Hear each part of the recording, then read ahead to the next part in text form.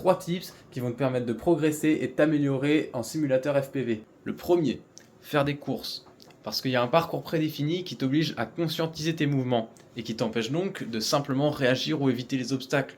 Tu dois aller à un endroit précis et il faut trouver la meilleure manière d'y aller. Ça va t'obliger à conscientiser tes mouvements et ça va te permettre de faire les meilleurs plans si tu fais du cinématique, les meilleurs tricks si tu fais du freestyle et d'obtenir les meilleurs temps si tu fais de la race. Deuxième conseil, fixe-toi des micro-objectifs, décompose ta progression, commence par essayer de compléter un parcours, puis complète-le en entier sans cracher.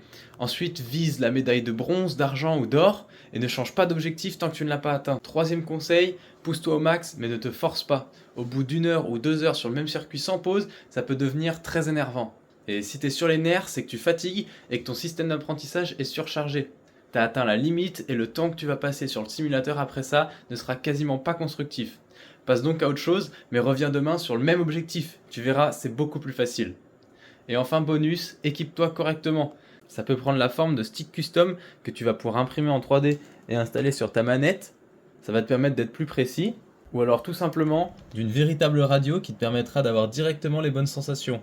Enfin, s'équiper correctement, ça peut vouloir dire n'importe quoi qui te permet de rendre plus confortable les heures que tu vas passer sur le simulateur. Ça peut être avoir un écran avec un bon taux de rafraîchissement pour avoir une expérience ultra fluide, avoir un bureau qui est confortable, avoir une chaise qui est confortable. Tout ça, c'est ce qui va te permettre de passer plus de temps sur le simulateur sans voir le temps passer et donc de t'améliorer plus vite. S'entraîner sur le simulateur, c'est super pratique parce que ça te permet aussi de t'améliorer dans la vraie vie sans que ça te coûte trop cher. Et c'est pour ça que je t'ai donné